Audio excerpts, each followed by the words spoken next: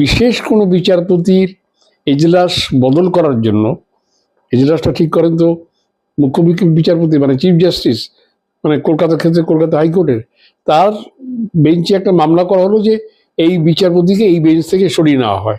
এটা তো special prerogative of the chief justice.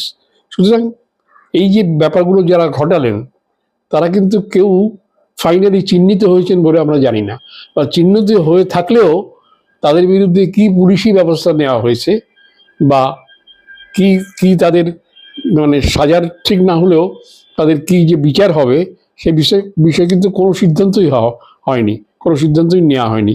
শেষ পর্যন্ত এই এই যে যেটা শুরু হলো পায়ে কোমরে পিঠে, সেটা মাথায় গিয়ে পড়লো এই মোথাবাড়ির ঘটনার মাধ্যমে।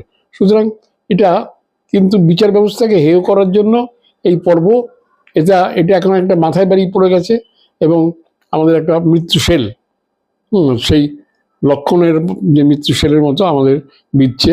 এটা খুব বেদনাদায়ক।